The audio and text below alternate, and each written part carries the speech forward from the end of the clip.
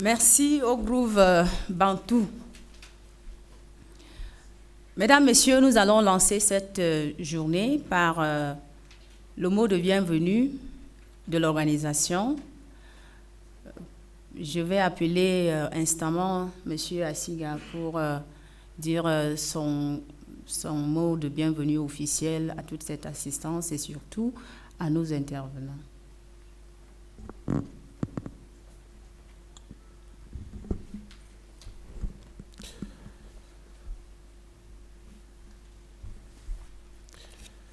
Merci, Madame Nga, Mesdames, Messieurs, je voudrais une fois de plus vous souhaiter la bienvenue à cette conférence qui porte sur la place des jeunes dans la mise en œuvre de la stratégie nationale de développement. Ceci me permet de vous dire pourquoi nous avons proposé cette thématique. Madame Gare l'a précisé tout à l'heure, il s'agit de la préparation de la 10e édition du Salon de l'Action gouvernementale qui sera axée sur la stratégie nationale de développement.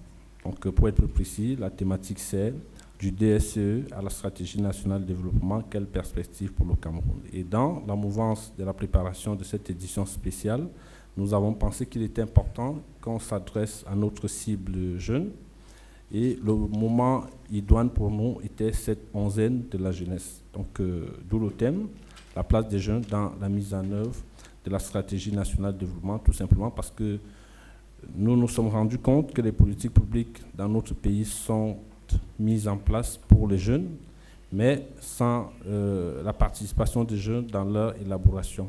Or, aujourd'hui, le gouvernement a déjà donné le cap. Il s'agit de passer à la stratégie nationale de développement et pour la mettre en œuvre, vous êtes d'accord avec moi que la jeunesse reste la ressource la plus importante dont dispose notre pays pour pouvoir mettre en œuvre cette stratégie nationale de développement. Il était donc important pour nous de sensibiliser cette jeunesse et pour la sensibiliser, nous n'avons pas trouvé meilleur moyen que de commencer par l'appropriation ou la vulgarisation de la stratégie nationale de développement elle-même, d'où nous avons invité les personnes de droit, comme on peut le dire, les personnes indiquées pour déjà présenter cette stratégie à la jeunesse et par la suite espérer que cette jeunesse va se l'approprier pour que effectivement cette stratégie soit mise en œuvre pour qu'elle puisse efficacement contribuer au développement de notre pays. Donc voilà ce que je voudrais dire. Une fois de plus, nous vous remercions. Il y a eu un souci avec le lieu. La conférence était prévue pour l'université de Yaoundé 1 à l'Amphi 700. À la dernière minute, les choses ont changé. Donc on s'est dit, malgré les efforts de communication que nous avons faits, peut-être tout le monde n'a pas été sensibilisé parce que nous avons des personnes qui sont en ce moment à l'université de Yaoundé 1 et qui sont en train de se diriger vers le palais polyvalent des sports de Yaoundé. Donc, nous allons faire avec. Alors, je vous remercie. J'espère pouvoir prendre la parole par la suite. Merci. Merci, M. Asiga, pour ces propos. Nous allons à présent entrer dans la phase où les intervenants vont dérouler leur présentation. Je voudrais saluer, n'est-ce pas, la présence des différents organes de presse qui supplée, n'est-ce pas, l'enregistrement de cette conférence qui sera, m'a-t-on certifié, diffusée en différé sur B-News pour permettre, n'est-ce pas, à l'ensemble de la jeunesse nationale, y compris dans l'arrière-pays, de pouvoir aussi bénéficier des échanges que nous aurons ici ce jour. L'intervenant, le premier, est un monsieur accompli. Il a un CV particulièrement étoffé, je ne vous ferai pas l'affront de le lire. Il a participé à une multitude, n'est-ce pas, de travaux qui vont dans le sens de l'élaboration des programmes et projets de développement. Lui, il a un parcours académique qui l'a conduit jusqu'à l'obtention d'un doctorat ingénieur en option, un doctorat en sciences de l'ingénieur, option génie mécanique. Il est membre depuis 2000 de plusieurs associations ou de sociétés savantes. Il a commencé sa carrière à l'université de Caen. Il est actuellement à la division de la prospective et de la planification stratégique du ministère en charge de l'économie. La division de la prospective est la cheville ouvrière, n'est-ce pas, si vous voulez, le cerveau qui pense le développement du Cameroun. Et donc, l'acteur que vous allez écouter a été ou est membre, n'est-ce pas, du secrétariat technique du groupe technique d'encadrement de l'élaboration de la seconde phase de la vision 2035. Vous avez donc le privilège d'écouter la cuisine interne qui a conduit, n'est-ce pas, à la production de la stratégie nationale de développement. Je vous prie d'accueillir le professeur Soph-Osing Bertin du ministère de l'économie.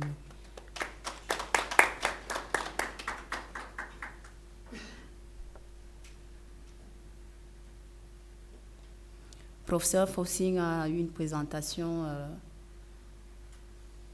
en PowerPoint. Vous regarderez alors à votre gauche pour vous, à votre droite pour nous autres. Merci, Madame la modératrice, pour la parole donnée. Donc, je vais entretenir les jeunes sur la SND 30, afin de présenter, de donner une vue globale, n'est-ce pas, de ce que c'est que cette nouvelle stratégie. Alors, je vais peut-être, avant de commencer, dire que la stratégie qui va vous être présentée, enfin, on a commencé à travailler dessus depuis 2019, parce que 2019 était le terme, n'est-ce pas, du document de stratégie pour la croissance et l'emploi, qui était la première phase de mise en œuvre de la vision de développement du Cameroun, n'est-ce pas, qui avait été, n'est-ce pas, prônée par le chef de l'État, dont les directives du chef de l'État pour cette vision. Alors, cette vision avait trois phases. Le terme de la vision, c'est 2035, c'est-à-dire qu'en 2035, le Cameroun doit être un pays émergent, démocratique et uni dans sa diversité. Voilà, n'est-ce pas, l'objectif, n'est-ce pas, de tout ce que nous allons faire pour arriver au développement. Alors, pour élaborer cette stratégie de la deuxième phase, donc, il faut dire que l'élaboration a été faite, bien entendu, encadrée par le MINEPAD, mais toutes les autres administrations ont participé. Donc, on a commencé par des consultations participatives, c'est-à-dire qu'au niveau des régions, dont des équipes du MINEPAD sont descendues dans les régions, où ces équipes ont rencontré tour à tour les élus locaux, les chefs traditionnels, les organisations rurales et urbaines, les organisations des jeunes, notamment les jeunes, et l'ensemble des administrations publiques qui sont dans les régions. Ensuite, les consultations se sont poursuivies, n'est-ce pas, au niveau du Parlement, dans les deux chambres, la chambre haute et la chambre basse. Et ensuite, une petite innovation par rapport à l'élaboration du DSCE. Les universités ont été consultées à travers un appel à propositions qui avait été lancé en direction non seulement des universités, mais de l'ensemble des universités, aussi bien dans les laboratoires privés de recherche, n'est-ce pas, que des organisations qui s'occupent des questions de développement, les ONG, etc. Et ça a permis, n'est-ce pas, d'organiser une conférence scientifique, n'est-ce pas, où ces universitaires ont présenté leurs propositions. Je vais dire, on a eu à peu près 320 propositions des universités et organismes de recherche. Et après cette consultation des universitaires, les entreprises privées ont été également consultées, n'est-ce pas, pour avoir quelle est leur façon de penser, n'est-ce pas, le développement du Cameroun. Et alors, on a donc pu mettre en place, enfin, élaborer cet outil qui est un des outils parmi tant d'autres pour le développement. Hein. Alors, donc, comme autre outil, c'est vrai, c'est la boussole, mais il y a d'autres outils de planification, notamment la planification spatiale, parce que lorsqu'on a réfléchi du développement, il faut que ce qu'on a retenu soit placé quelque part. Et pour cela, il faut une planification spatiale. Et dans la planification spatiale, nous avons deux grands outils. Il y a le schéma national d'aménagement et de développement durable du territoire et le plan de zonage national. Donc, et à côté, il y a les schémas régionaux et les schémas locaux, hein, de ces plans. Donc, ça veut dire la stratégie, elle, c'est un des éléments de planification, n'est-ce pas, qui existe. Mais maintenant, dans sa mise en œuvre, puisque elle, c'est une boussole, les différents secteurs de notre économie font une déclinaison de cette stratégie nationale et élaborent des stratégies sectorielles pour la mise en œuvre de cette stratégie nationale. Bien entendu, l'un des soucis de chaque stratégie, c'est de suivre les orientations qui sont dictées dans cette stratégie nationale SND30. Voilà un tout petit peu, je vous fais un petit topo comme ça sur l'environnement, n'est-ce pas, de l'élaboration de cette stratégie. Donc ce que je vais vous présenter, ce que je vais vous présenter ce matin, c'est en 6 petits points. Donc je vais commencer au premier point, vous faire une aperçu, n'est-ce pas, de la synthèse de l'évaluation du DSE. Et après, en deuxième point, je vais vous présenter les objectifs généraux et les considérations clés de la nouvelle stratégie. En troisième point, je vais vous donner les grandes orientations et les principes directeurs de la stratégie nationale. Puis suivront les orientations sectorielles, c'est-à-dire que les orientations qui s'adressent directement au secteur et ou au ministère. Et en cinquième point, je vais m'attarder un tout petit peu sur des orientations qui concernent particulièrement les jeunes. Hein. Et en dernier point, je vais présenter des plans prioritaires qui ont été retenus pour accompagner la mise en œuvre de la stratégie. Hein. Voilà, donc, slide. Alors, en guise de synthèse d'évaluation, de l'évaluation du DSE, vous savez, le DSE, c'était 2010-2020. Et pendant cette période, l'objectif, slide s'il vous plaît, l'objectif c'était d'accélérer la croissance. Hein, il fallait accélérer la croissance, créer des emplois formels, réduire la pauvreté et améliorer la gouvernance. Voilà les grands objectifs du DSE. Alors, pour cette nouvelle phase, il faut bien sûr consolider la croissance. Hein, il faut consolider la croissance et procéder à la transformation industrielle, n'est-ce pas, de nos produits et intensifier la mécanisation de l'agriculture et, n'est-ce pas, élargir la distribution des richesses et encore améliorer la gouvernance. Comme vous allez voir, la gouvernance, c'est un point très très important pour le développement d'un pays. Et la troisième phase, qui sera de 2030 à 2035, sera une phase de consolidation de l'industrialisation, l'intensification de l'inclusion sociale, et la consolidation du climat des affaires, parce que si on veut se développer, il faut qu'il y ait un climat des affaires sain, et puis l'amélioration de la gouvernance, comme je l'ai dit dans le slide. Alors,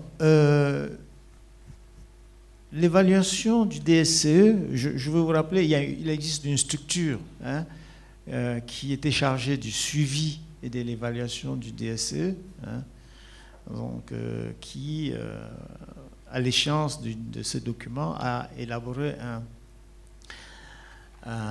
une évaluation. Et en matière de croissance économique, puisque c'était l'un des objectifs, alors on a donc constaté que l'objectif qu'on s'était fixé n'a pas été atteint, parce qu'on voulait atteindre un taux de croissance de 5,5. On a pu atteindre que le 4,5, n'est-ce pas, entre 2010 et 2019. Mais il faut remarquer que pendant cette période, on a eu quand même des chocs, n'est-ce pas, des chocs sur le plan dans notre économie, des chocs financiers, internationaux, etc., et qui n'ont pas permis, n'est-ce pas, d'atteindre de 5,5. Mais il faut quand même dire que notre économie a été assez résiliente face à ces chocs, sinon on se retrouverait même en dessous des 4,5 qu'on a obtenus. Et il faut aussi savoir que pendant cette période, le pouvoir d'achat, le pouvoir d'achat a eu un taux d'inflation de 2 à 3%. Et au même moment, le taux de croissance de la population enregistré était 2,6%. Voilà. Alors, en matière d'emploi, parce que l'un des objectifs était, n'est-ce pas, cibler l'emploi, la création d'emplois.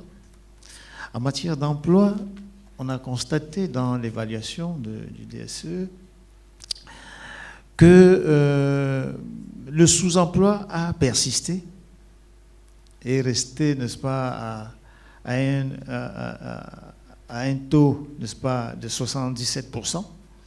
La cible était de 50%, ça veut dire que le sous-emploi persiste. Et à côté du sous-emploi, le secteur formel, n'est-ce pas, le secteur formel persiste, et là, avec plus de 90% d'actifs qui sont occupés dans le secteur informel. Alors, le chômage et le sous-emploi se sont également accrus, notamment chez les plus vulnérables, les hommes, les jeunes et les femmes en particulier. Slide. En matière de pauvreté, on a assisté à l'accroissement du taux de pauvreté, qui est passé de 39,9 en 2007, n'est-ce pas, qui est passé de 37,5 en 2007 à 39,9 en 2014. Voilà. Et puis, on a aussi enregistré l'évolution des inégalités. Les inégalités d'inégalités, soit dans les revenus, qui était de 39% en 2007 et qui, jusqu'en 2014, était autour de 44%. Bien sûr, on va se rendre compte aussi que la pauvreté, n'est-ce pas, c'est réparti spatialement, c'est concentré spatialement surtout dans les milieux ruraux. Hein. C'est-à-dire que les zones rurales sont devenues de plus en plus pauvres. Alors, voilà donc le constat qu'on a fait après la mise en œuvre du DSCE. Ça veut dire qu'on ne devrait pas se réjouir tant que ça. Bon, c'est vrai qu'on a eu une économie résiliente et qui est un peu diversifiée, mais on n'a pas atteint, n'est-ce pas? On n'a pas atteint les cibles en termes d'indicateurs. Alors, les objectifs de la nouvelle stratégie, n'est-ce pas? Il y en a 4 principaux objectifs. Alors, le premier porte sur la croissance et la transformation structurelle de l'économie. Alors, il s'agit pour cet objectif de porter le taux de croissance de 4,6 à 8,1 en moyenne sur cette période-là, et de porter la croissance du secteur secondaire, hein, hormis le pétrole, ça veut dire que le secteur des industries, de porter donc cette croissance à 8% en moyenne, et de ramener le déficit de la balance commerciale à 3%, n'est-ce pas, à l'horizon 2030. Le deuxième objectif porte sur la réduction de la pauvreté et du sous-emploi. Alors, il sera question de ramener le taux de pauvreté, n'est-ce pas, de 37,5 en 2014, comme on a vu plus haut, à 25% en 2030. Et de ramener le sous-emploi de 77% enregistré en 2014 à moins de 50% en 2030. Alors, le capital humain, n'est-ce pas, qui mesure un tout petit peu n'est-ce pas, la chance qu'un enfant qui naît, qu'il soit quelqu'un, hein, quelqu'un à 18 ans, hein, chez nous, cet indice était de 0,39 en 2018, et on voulait quand même, hein, qu'en 2030, qu'il soit à 0,70. Le troisième objectif porte sur la protection de l'environnement et la prévention des risques de catastrophes naturelles. Hein. Alors, il s'agira ici de renforcer les mesures d'adaptation et d'atténuation des effets des changements climatiques, n'est-ce pas, et puis la gestion environnementale pour garantir, n'est-ce pas, une bonne croissance économique. Vous savez, lorsqu'il y a le changement climatique va entraîner un certain nombre de chocs économiques. Par exemple, dans les régions septentrionales, hein, on a assisté à un moment donné soit des inondations d'un côté, ou bien une sécheresse accrue, ce qui, dans les deux cas, n'est-ce pas, ont perturbé, n'est-ce pas, les productions agricoles. Et oui, ça fait quand même un problème. Ça a touché, n'est-ce pas, la sécurité alimentaire dans ces zones. Le quatrième objectif, c'est la promotion de la bonne gouvernance. Parce qu'au-delà de tout, on peut avoir de belles industries, on peut avoir, n'est-ce pas, de bonnes entreprises, mais si la gouvernance ne suit pas, n'est-ce pas, on ne peut pas véritablement parler de développement. Slide. Alors, quelles sont les considérations clés, n'est-ce pas, de cette stratégie-là? Alors, il y en a 7 considérations clés. La première considération qu'il faut avoir, c'est il faut, comme nous sommes à la décentralisation, il faut porter la part des ressources transférées, hein, à au moins 15% des recettes de l'État. Et puis, bien entendu, il faut aussi porter à au moins 60% la part de la commande publique en biens et services adressés aux industries. Hein, parce que comme vous allez voir, si on veut véritablement se développer, n'est-ce pas, on ne peut le faire qu'à travers une industrialisation. Hein, il faudrait qu'en 2030, le Cameroun devienne un nouveau pays industrialisé.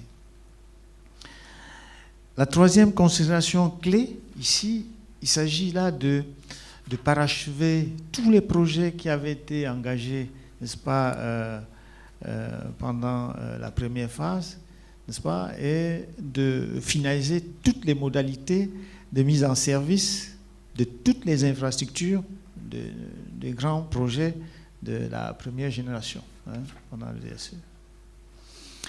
La quatrième considération clé, il s'agit de privilégier dans les grands projets les approches en project finance, hein, et partenariats public-privé qui vont permettre d'impliquer le secteur privé et de mobiliser n'est-ce pas, des ressources pour l'investissement. Slide. Alors, la cinquième considération clé, c'est qu'il faut finaliser la réforme foncière afin de faciliter l'accès au foncier, hein, pour l'agriculture, pour l'immobilier, etc., pour les infrastructures. Et pour les jeunes, vous savez, la loi foncière qu'on utilise jusqu'à présent, n'est-ce pas, ne donne pas la possibilité aux jeunes là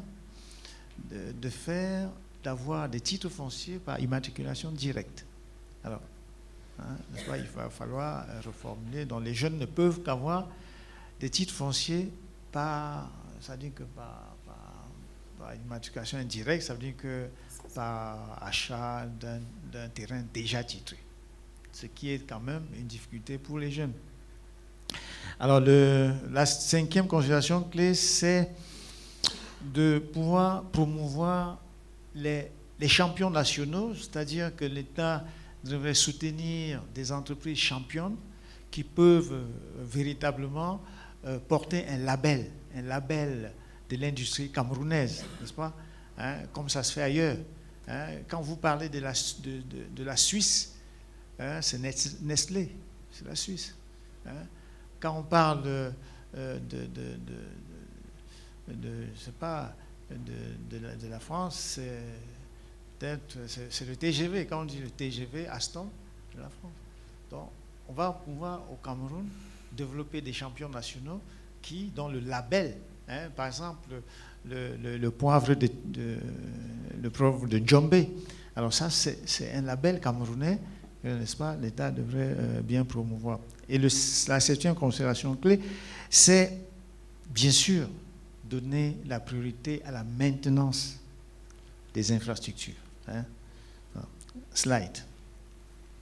Alors pour cela, la SND 30 s'adosse sur 4 principaux piliers. Hein. Le premier pilier, c'est la transformation structurelle, hein, de l'économie. Le deuxième, c'est le développement du capital humain et du bien-être. Le troisième, c'est la promotion de l'emploi et de l'insertion économique. Hein, ça qui, c'est directement en direction des jeunes. La gouvernance, la décentralisation et la gestion stratégique de l'État. Voilà les 4 grands piliers. Alors pour le premier, il s'agit n'est-ce pas, d'accroître la part du secteur secondaire, hein, dans la diversification de notre économie, donc développer l'industrie. Alors, et dans le deuxième pilier, il s'agit, n'est-ce pas, la formation, l'éducation, la formation, n'est-ce pas, des populations, des jeunes, n'est-ce pas, pour développer, pour avoir un capital humain assez développé. Slide. Alors, quelles sont les grandes orientations de cette stratégie? Alors, on a 4 grandes orientations. La première orientation, c'est qu'on doit prioriser à tout prix tous les atouts et les moyens locaux de recherche des solutions aux problèmes économiques. Ça veut dire qu'il faut promouvoir le développement endogène. Ce n'est pas les Européens qui vont développer le Cameroun, ce n'est pas les Gabonais qui vont développer le Cameroun, non, c'est les Camerounais. Le deuxième socle, n'est-ce pas, de la SND, c'est la promotion du patriotisme économique. Hein? Donc, il faut qu'on réduise la dépendance, n'est-ce pas, de l'économie à l'extérieur, dans tous les secteurs. Hein? Pourtant, le pays a un potentiel. Le troisième élément de ce socle, c'est l'amélioration de la perception et de l'appréciation des citoyens, hein, dans les rapports, hein, qu'elles ont avec l'administration et les pouvoirs publics. Le quatrième élément, c'est la mise à disposition maximum des moyens matériels et humains aux populations locales pour qu'elles puissent elles-mêmes prendre en charge, n'est-ce pas, leurs problèmes de développement. Slide. Alors, donc, cette stratégie est basée donc sur un modèle économique, hein, qui est présenté là dans ce schéma. Comme l'objectif, c'est la croissance, une croissance forte, soutenue et inclusive, réduire le sous-emploi et réduire la pauvreté. Il faudrait d'une part, améliorer l'accès aux facteurs de production, n'est-ce pas? Et d'un autre côté, promouvoir le Made in Cameroun, hein, dans notre pays. Hein. Cela va se faire à travers un certain nombre d'actions. Et d'un autre côté, il va falloir améliorer le climat des affaires. Parce que c'est vrai que nous voulons des solutions endogènes à notre développement, mais on ne peut pas non plus penser à un développement sans les investisseurs qui viendront d'ailleurs. Et pour qu'il y ait les investisseurs, il faut que le climat des affaires soit sain. Hein. Donc, ça veut dire, en résumé, il faut améliorer la gouvernance. Hein. Je vous rappelle, le Cameroun a été plusieurs fois champion, n'est-ce pas, dans certains classements internationaux en ce qui concerne la corruption, par exemple. Hein. Il faudrait qu'on arrive à être dernier de la classe dans ce domaine. Hein. Alors, et puis, et un autre élément de ce modèle, c'est l'amélioration du dispositif de protection sociale. Hein. Ça veut dire que lorsqu'on travaille dans ce pays, il faudrait qu'à un moment donné, soit parce qu'on a perdu son emploi, soit parce qu'on a eu un accident, etc., qu'on ait la possibilité de continuer à se nourrir, à se soigner sans difficulté. Alors, donc, pour cela, il y a donc 3 orientations fondamentales. Hein, pour cette 3 orientations fondamentales. La première orientation, c'est le mix entre import, substitution et promotion des exportations. Hein, ça veut dire qu'on va privilégier le Made in Cameroun, hein, c'est-à-dire qu'à qualité comparable, c'est le Made in Cameroun qui devrait passer. La deuxième orientation, c'est l'État stratège et pragmatique, c'est-à-dire, en réalité, c'est le privé qui crée la richesse. Et pour que le privé crée la richesse, l'État doit mettre en œuvre un certain nombre de dispositifs et un certain nombre de moyens pour permettre au privé de créer cette richesse. La troisième orientation fondamentale, c'est l'articulation entre la planification indicative et la planification impérative. Hein, je dois vous rappeler que avant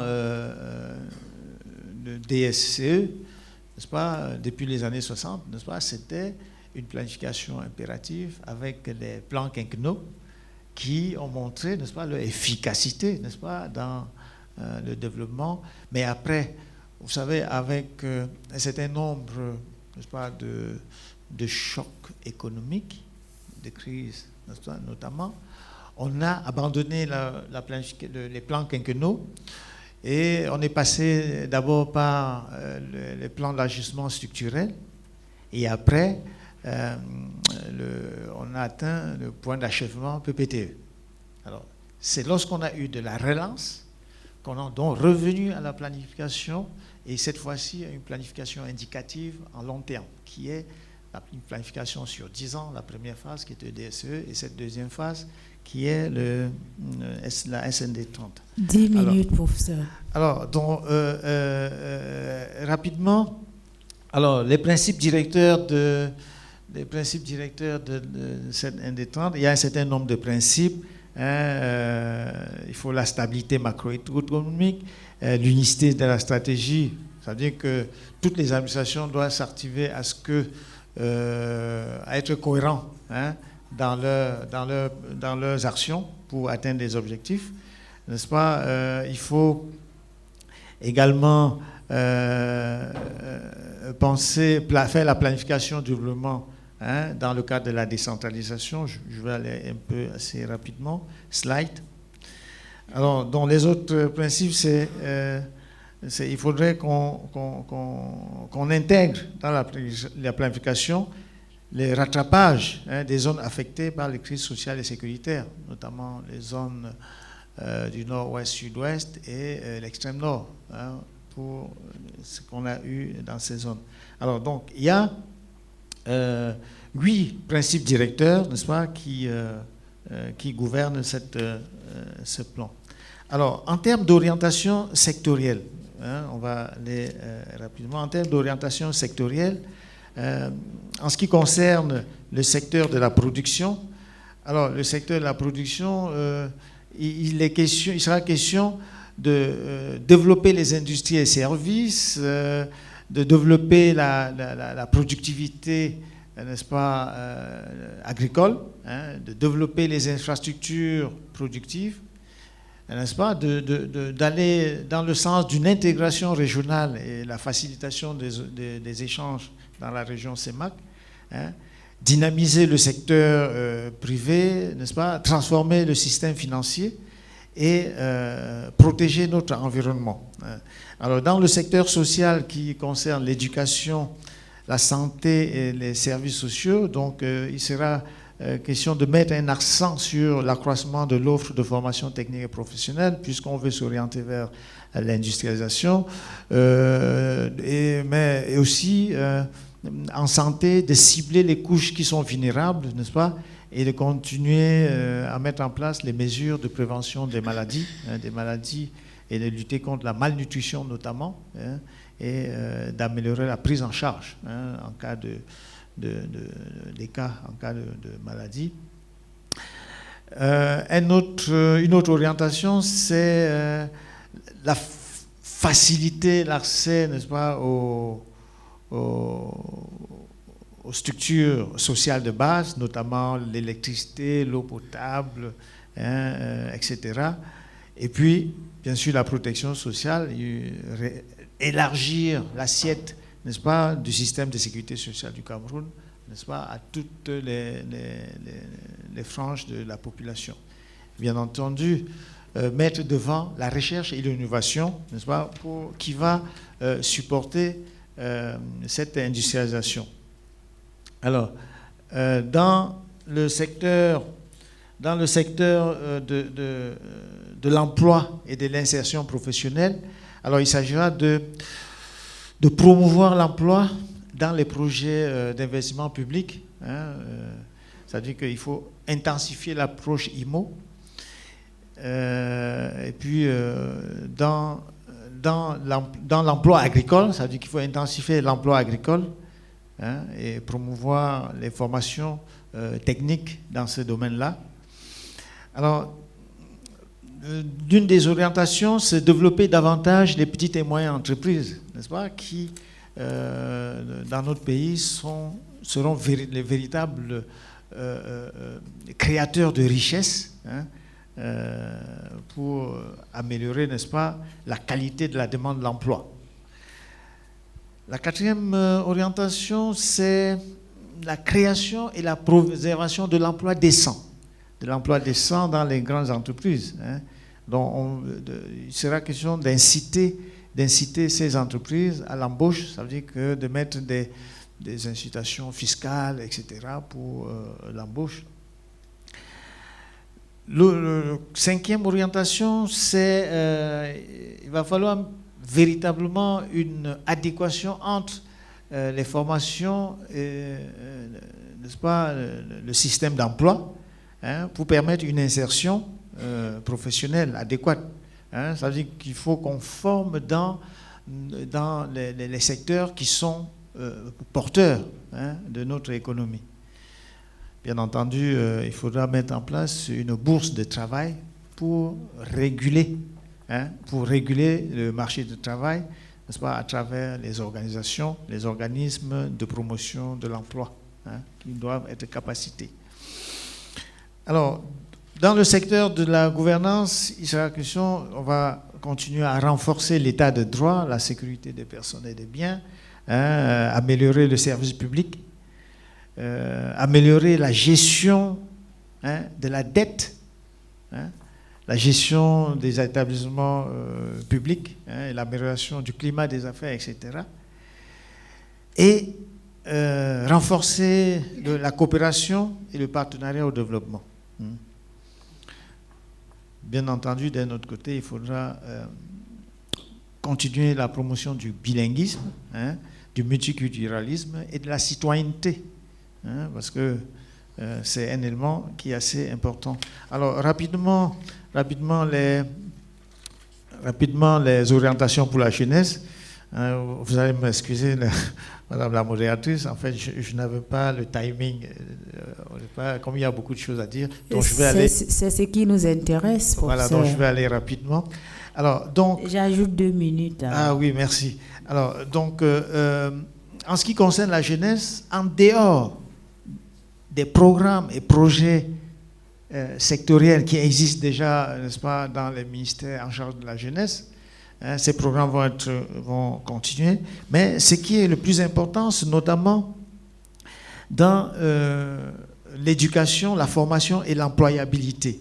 Et ici, la vision de ce domaine, c'est de promouvoir un système éducatif à l'issue duquel tout jeune diplômé est sociologiquement intégré, bilingue, compétent dans un domaine capital pour le développement du pays et conscient de ce qu'il doit faire pour y contribuer. Ça veut dire qu'ici, l'objectif, c'est de former des jeunes, un jeune pour un emploi. Hein? Il faut que le système éducatif doit cibler dans les secteurs porteurs et ne former que dans ces domaines, hein, et pas former des gens qui vont déambuler dans les rues, n'est-ce pas, sans pouvoir rien faire. Alors, parce que pour appuyer notre stratégie d'industrialisation, il faut justement améliorer la qualité et l'employabilité, n'est-ce pas, des formations, des offres de formation technique et professionnelle. Donc, il va falloir s'orienter de plus en plus vers des formations scientifiques et technologiques, si on veut véritablement qu'en 2030, nous soyons un nouveau pays industrialisé. Donc, bien entendu, il faut promouvoir l'emploi, faire de l'insertion, etc. Mais il faut que derrière, qu'il y ait une machine de production sans laquelle on ne peut même pas promouvoir l'emploi. Hein? Voilà. Slide. Alors, donc, dans la promotion de l'emploi, il y a un certain nombre d'actions, n'est-ce pas, qui doivent être mises en place pour véritablement créer massivement les emplois, pour absorber tous les jeunes, hein, qu'on forme dans les universités, dans les lycées professionnels, etc. Alors, slide. Donc, je vais rapidement. Alors, maintenant, en ce qui concerne d'autres orientations qui concernent notamment la santé, parce que on peut bien former, etc., mais il faut que derrière, que les jeunes soient en santé, hein, pour n'est-ce pas, participer au développement. Donc, en ce qui concerne la santé, n'est-ce pas? La santé, il va falloir pour les jeunes déjà continuer à renforcer, n'est-ce pas, les dispositifs, n'est-ce pas, qui vont empêcher les jeunes, n'est-ce pas, de consommer les substances psychotropes, etc. Hein? Donc ça, c'est quelque chose dont on va continuer à lutter fermement contre les drogues, etc. Alors, une autre chose, c'est les jeunes, on sait les jeunes, c'est les loisirs, c'est le sport, etc. Donc, en ce qui concerne le sport, alors, le gouvernement entend poursuivre le développement des infrastructures sportives et de mettre sur pied une stratégie autour de l'économie du sport, hein, parce qu'on se rend compte que le sport peut apporter beaucoup de financement à notre économie, n'est-ce pas, et encourager les jeunes à se former davantage ou à se perfectionner dans les métiers de l'industrie du sport. Parce que le sport a toute une autre industrie, l'habillement, le sport, les outils du sport, hein, tout l'outillage du sport, les ballons, comme les ballons de foot, etc. Tout ce qu'on utilise dans le sport, il va falloir réfléchir dans le sens, n'est-ce pas, de développer l'industrie du sport au Cameroun. Alors, pour terminer, je dois dire aussi que je passe rapidement là au plan prioritaire pour dire que pour mettre en place, pour mettre en œuvre notre stratégie nationale de développement, un certain nombre de plans prioritaires ont été identifiés. Il y en a 15, parmi lesquels les plus significatifs, c'est le fameux plan Train My Generation qui s'adresse directement aux jeunes. Il s'agit d'un plan qui va permettre de certifier, de renforcer les capacités de certification en masse des travailleurs du secteur formel, parce qu'en réalité, comme je vous ai dit, notre économie est plus dans l'informel à 77% jusqu'à maintenant. Il va falloir donc massivement certifier les jeunes, n'est-ce pas, dans les métiers formels. Un autre plan qui va soutenir l'industrialisation, c'est le plan STEM. STEM pour Science, Technology, Engineering and Mathematics. Ça, c'est un plan qui va permettre, n'est-ce pas, d'orienter les élèves vers les filières scientifiques et technologiques, n'est-ce pas, et de densifier l'offre de formation, aussi bien au secondaire que dans le supérieur, dans les domaines des sciences et techniques. Alors, donc, vous avez un certain nombre de plans prioritaires. L'un des premiers, c'est le plan de reconstruction et de développement des régions du nord-ouest et du sud-ouest, hein, qui sont dans la crise, ce qu'on appelle la crise anglophone. Et bien sûr d'autres plans, le plan énergie, le plan agro-industriel, le plan numérique qui concerne justement les jeunes, parce que on s'est rendu compte qu'il va falloir réduire la fracture numérique, notamment dans tout ce qu'on a comme télécommunications, systèmes de gouvernance numérique, etc. Hein? Donc, derrière, il y a le plan de développement des infrastructures de transport. Hein? Je vous rappelle, on a un plan ferroviaire, de développement ferroviaire, hein? Un plan routier, etc. Alors voilà, il y a donc 15 plans. On a essayé de faire un petit costing de ces plans qui, en principe, la majorité débute cette année 2021. Donc, il coûte à peu près 37,5 milliards de francs pour ces plans. Alors, en guise de conclusion, on peut donc dire rapidement que la stratégie nationale de développement 2030, dont le principal objectif est de faire du Cameroun un nouveau pays industrialisé, hein, en 2030, est soutenu donc par 4 piliers qu'on a vus tout à l'heure. Le premier pilier, c'est la transformation structurelle de l'économie. Le deuxième pilier, c'est le développement du capital humain et du bien-être. la promotion de l'emploi et des institutions économiques et la gouvernance et la gestion stratégique de l'État. Alors, les principales orientations de la SC 30 constituent donc pour nous le cadre des références pour l'action gouvernementale qui doit toujours se dérouler avec des considérations, n'est-ce pas, de cohérence, d'équité, d'inclusion et d'une bonne redistribution, n'est-ce pas, de la croissance.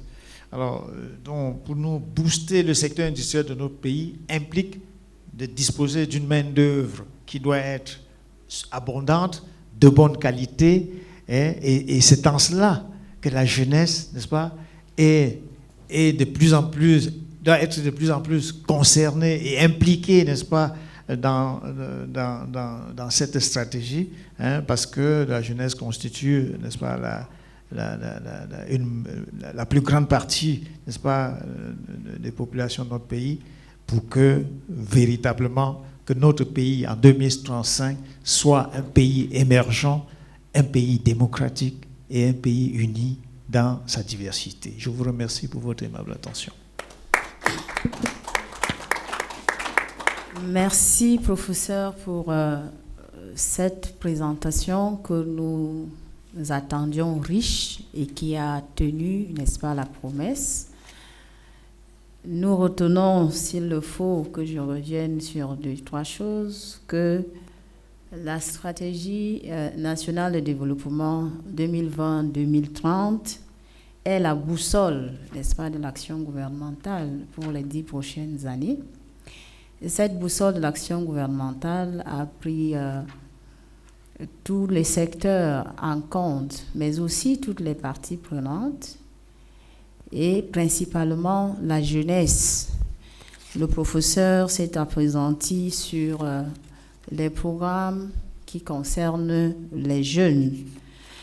J'ai noté le programme Train My Generation, qui se donne pour ambition, n'est-ce pas, de former des jeunes aux métiers techniques pour soutenir l'industrialisation.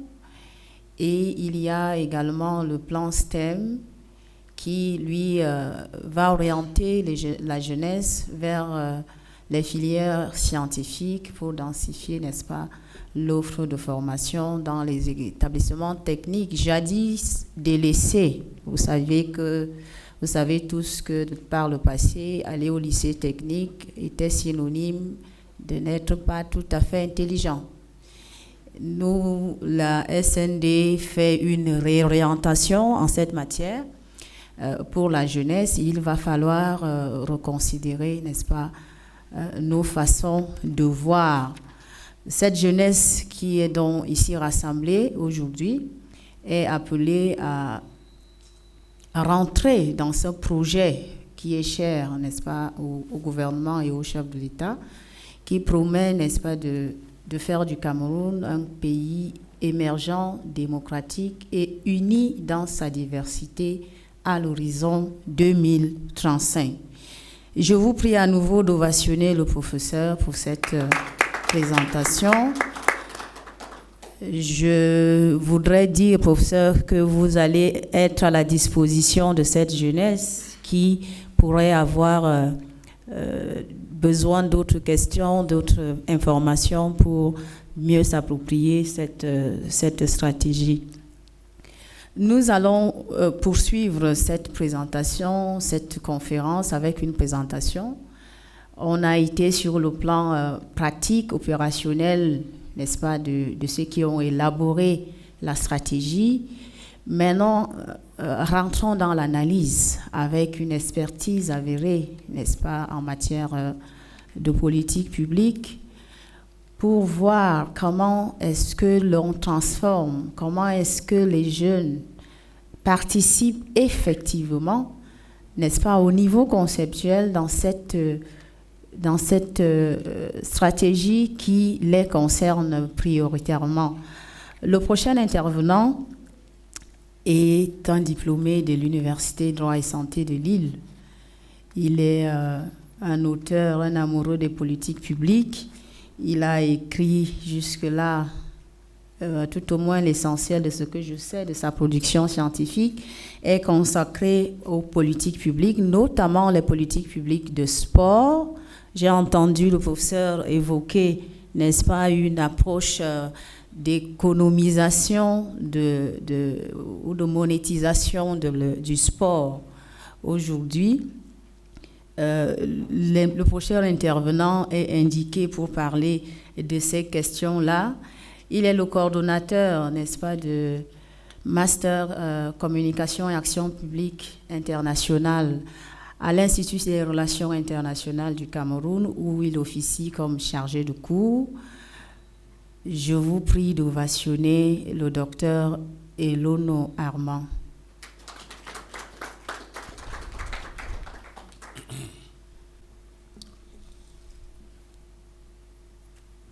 Monsieur le professeur, c'est un plaisir de vous avoir à côté de moi, de vous écouter. Monsieur Patrice Assiga, je vous remercie de m'avoir invité à cette rencontre en prélude de la fête de la jeunesse. Madame la modératrice, je vous remercie de m'avoir passé la parole et d'avoir fait cette présentation toutefois sommaire de qui est votre humble serviteur ce matin, parce que je vais vous parler, pour ceux que vous m'avez invité, de la place de la jeunesse dans la stratégie nationale de développement 2020-2030. Je voudrais dire que lorsque j'ai écouté ce qu'a dit le professeur sur la présentation de la SND 2030, j'étais très heureux parce que c'est un ouvrage que vous avez ici, que j'ai lu attentivement. Et mon propos est de dire que, le SND est un document qui s'occupe de la jeunesse, qui va parler de la jeunesse, étant donné que 78% de la population de 15 à 35 ans est jeune. Ça veut dire que le document qui est ici s'adresse en fait à la jeunesse.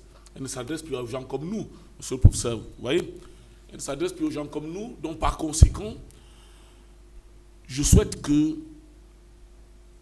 les gens fassent très attention, c'est-à-dire les jeunes fassent très attention à ce document. Je voudrais dire que le document qui est ici présente une pertinence normale, étant donné que vous avez entendu la litanie de tous ceux qui, participant à la Sainte République, ont participé à son élaboration. Alors évidemment, toute critique par rapport à cet ouvrage devient quelque chose de terriblement particulier, en ce que l'humble personne qui analyse le document ne regarde pas, devrait s'empêcher de regarder ceux qui ont produit ce document, étant donné que le document est maintenant dans l'espace public et que tout citoyen peut le regarder avec le regard critique nécessaire pour pouvoir dire ce qu'il pense être bon. Et nous pensons que 80% du travail qui a été fait est un travail pertinent. Mais il y a encore quelque chose qu'on pourrait ajouter, tout simplement pour que nous continuions à aller vers la perfection, parce que ce n'est que cette perfection qui nous entraîne à faire d'autres pays un pays émergent. C'est parce que nous allons accepter le changement, c'est parce que nous allons accepter d'analyser avec froidement tout ce que nous avons à faire, que ce document, que ce que nous faisons va être déterminant pour les générations futures. C'est la raison pour laquelle lorsque le SAGO, au travers de son président, m'ont invité ici, j'ai pris le temps de me dire qu'il fallait que je propose une série de détentes, c'est-à-dire de manières de voir la question de la jeunesse à l'intérieur du projet de développement qu'est le SND, que je vous dise un peu ce qui en est, ce que j'en ai retenu, et si éventuellement il y a des propositions, que je fasse des propositions qui pourront apporter un ensemble d'éléments déterminants pour que les jeunes comprennent qu'il faut qu'ils s'approprient ce type de document et il faut qu'ils s'approprient les politiques publiques de notre pays pour qu'ils en soient non seulement des élaborateurs, mais ceux qui mettent en œuvre, mais aussi des évaluateurs. Vous permettrez que, dans cette introduction que je viens de commencer, je puisse vous parler de quelques aspects qui concernent la jeunesse de manière générale, en tant que, pour parler un mot, en tant que idéal type, ou bien en tant que variable lourde, lorsqu'on analyse politiquement ce phénomène dans le monde. C'est-à-dire, ce que je dis ici ne concerne pas seulement mon pays, ça concerne le monde entier, parce que chaque fois que nous avons considéré une analyse sociologique ou des sciences politiques, nous considérons que la jeunesse, ou bien l'âge, est une variable lourde de la science politique. C'est une variable lourde, pourquoi?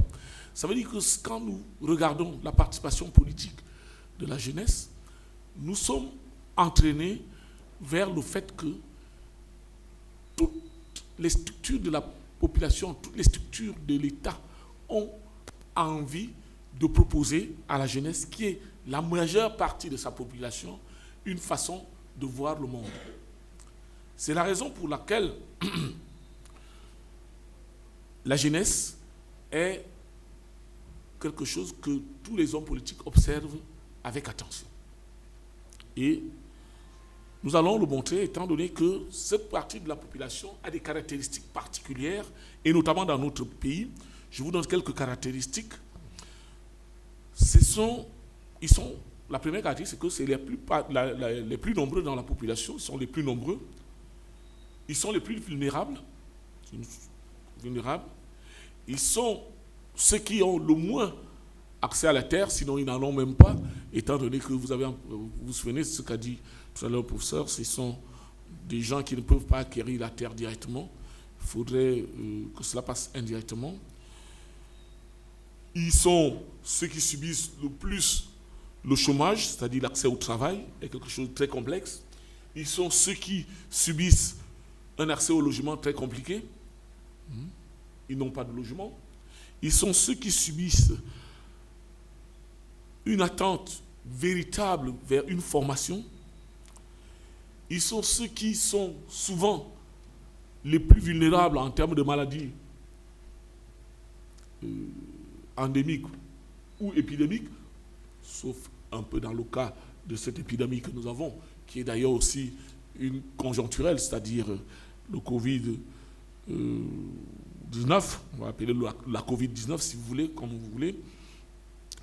Bref, les jeunes au Cameroun et dans la plupart des pays africains sont touchés par une vulnérabilité sociale très, très importante. Cette vulnérabilité sociale fait que vous ne pouvez donc pas concevoir une stratégie de politique sans mettre en place une pensée pour les jeunes. Ou alors, sans que la question des jeunes, même si elle n'apparaît pas de manière spécifique à l'intérieur de ce document, qu'elle soit, dans tous les cas, prise en charge lorsque vous lisez le document de manière transversale. Donc, le propos qui va nous concerner maintenant va se décliner en quelques parties, étant donné que je vous dis bien que le SND 30 ne parle pas de la jeunesse de manière spécifique. Elle considère que, et je suis d'accord avec cela, elle considère que 78% de la population étant jeune, le SND s'adresse en fait de manière globale à la jeunesse. Alors, lorsque nous regardons ce document, nous pouvons dire qu'il existe dans notre pays une politique publique de la jeunesse au Cameroun. Mais quand nous le disons, nous voulons dire que cela existe par le fait, et dans le SND, on retrouve cela, par le fait qu'on a construit des instruments, et le SND est un instrument, on a construit les instruments pour mettre en place cette politique de la jeunesse. Alors, dans une première partie de notre propos, nous allons dire que, toujours sur le plan introductif, nous allons dire que nous analysons tout ceci au travers de l'analyse des politiques publiques. C'est les aspects théoriques qui nous seront les nôtres. Qu'est-ce que c'est que ces politiques publiques?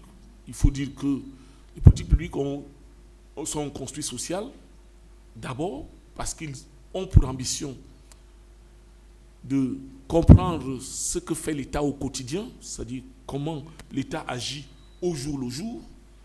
Ça, c'est la première chose. Et la deuxième chose, c'est que c'est une méthode d'analyse de la manière dont l'État fait les choses. Et donc, vous voyez que d'un côté, il y a une contrainte pratique immédiate, c'est qu'on est là, les mains dans le cambouis. Je ne voudrais pas dire comme ça, les mains dans, je ne prononce pas le mot, mais vous savez, cette tirade de Oderer répondant à Hugo, qui dit, vous voyez, j'ai les mains dans le sang, les mains dans la merde, les mains dans... parce que je veux transformer mon pays. Bref, c'est la même chose lorsqu'on fait les politiques publiques. Nous n'avons pas la capacité de faire de la tergiversation. Nous allons droit au but et nous disons ce que nous pensons parce que tout le monde voit l'État faire au quotidien. Donc, immédiatement, quelqu'un pourrait vous dire, mais attendez, vous savez très bien que ce n'est pas ce qui est fait. Vous êtes en train de dire quelque chose qui n'est pas fait. Donc nous, on n'a pas ce souci-là dans l'analyse des politiques publiques. Nous sommes obligés de dire ce qui se fait au quotidien. Alors, évidemment, vous trouvez qu'il y a une ambition très forte, heuristique très forte dans l'analyse des politiques publiques et il y a une ambition pratique très forte dans cette question des politiques publiques. Alors, nos 3 niveaux de détente concerneront première chose, la jeunesse est, on peut dire, l'idéal type par lequel on mesure le développement d'un État. Ce sera la première partie de notre propos. La deuxième partie de notre propos montrera que l'existence d'une politique jeune au travers des instruments est imparfaite dans notre pays. Et la troisième partie, qui sera en fait une forme de conclusion, sera de rappeler que, au vu de tout ce que nous avons dit, un diagnostic a été fait et que dans le SND 2030, il faudrait aller dans un sens bien précis et ça nous permettra un peu de dire ce qui, pour nous, manque dans ce SND 2030 et qui pourrait être mis en place sûrement, lorsque on mettra en œuvre ce document institutionnel. Le premier niveau de détente, c'est la jeunesse est le lieu par lequel on mesure le développement d'un pays. Vous avez dit que les caractéristiques étaient la vulnérabilité. Pour que la jeunesse cesse d'être vulnérable, il faudrait que nous fassions des relations entre le ratio de cette population, 73-78%, et le fait que peut-être on puisse prendre des textes qui permettent à ce que la population, ou bien cette jeunesse puisse acquérir des terres. Parce que vous ne pouvez pas mettre en place, et cela a une conséquence, c'est-à-dire que dans tous les cas, je dirais ce qu'il faut faire et pourquoi je dis cela et quelle est la conséquence. La conséquence, c'est que vous ne pouvez pas mettre sur pied une agriculture de seconde génération, même si elle disparaît dans le SND, et sans que les gens qui sont la véritable main, les mains de cette population, ne puissent acquérir les terres. Ça veut dire que si vous faites ça, ça veut dire qu'on restera dans une situation où on ne sera jamais, on n'aura jamais une agriculture de seconde génération. La mécanisation qui se trouve être un des secteurs ne pourra pas transformer toutes les terres transformables, agrables de ce pays, étant donné que une des pistes de l'agriculture moderne est le mixte entre une grande industrialisation et des secteurs agricoles qui sont encore à dimension individuelle, à dimension humaine. Jeunesse et travail. La question, et j'ai apprécié, c'est un des domaines où le SND insiste beaucoup. C'est-à-dire la création de travaux, d'un espace de travail pertinent. Il est pertinent en quoi? En ce que les textes semblent, si on suit ce que dit le SND, les textes seront de plus en plus bien élaborés, permettant qu'il y ait de moins en moins de jeunes qui peuvent être débauchés sans une contrepartie. C'est toujours dans ce même SND où on parle d'un travail qui sera de plus en plus décent. C'est en même temps dans ce même SND où on parle d'un travail qui passera des zones de résilience ou de résignation que sont l'informel vers des zones de perfectionnement que sont le travail formel, le travail décent avec des contrats de travail, avec un contrat de travail amélioré. Je parle de jeunes et logement. Jeunes et logement. Parce que justement, si un jeune intègre un logement, ça peut permettre qu'il puisse s'occuper de sa famille. Le logement est un facteur non négligeable de la capacité de mobilité des jeunes dans les différents endroits. Les jeunes quittent souvent leur zone, leur village pour venir en ville et vivent dans des endroits complètement indécents. Le SND dit que les infrastructures et les logements sociaux vont se développer. Ça veut dire que les textes, j'espère, qui concernent les jeunes dans cette logique devront pouvoir être améliorés pour que les logements sociaux, qui en principe devraient avoir dans leur acquisition la question de la variable jeune comme étant une variable lourde, ne devrait plus être comme aujourd'hui. C'est-à-dire qu'il faudrait que l'on puisse tout simplement savoir que lorsque on met en place un logement social, que l'on sache que ce sont les populations les plus vulnérables qui sont les premiers à en être, à ce que la politique qui sera faite leur soit destinée. Ce sont les premiers ressortissants de cette politique. Dans la situation actuelle, ils sont les derniers ressortissants de cette politique. Je voudrais passer ici à jeunesse et santé. Savoir que une jeunesse qui est mise, le SND en parle, une jeunesse qui est protégée sur le plan de la santé, sur le plan social, va sûrement être beaucoup plus laborieuse. Parce que si elle n'est pas laborieuse, on ne peut pas atteindre 2035. C'est-à-dire que les textes qui seront faits, les instruments qui seront mis en place, pourront parfaitement répondre à tout cela. Donc si au premier niveau de ma détente, je dis qu'il s'agit de promouvoir le bien-être de la population jeune afin qu'elle sorte de sa vulnérabilité sociale endémique,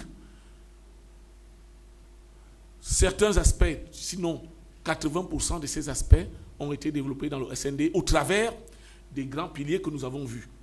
Je peux dire cela sans avoir une inquiétude quant à la lecture que vous ferez vous-même, jeunes, dans la manière dont vous aurez à vous accaparer cet instrument, qui est un instrument de politique économique et de politique de transformation socio-économique de notre pays.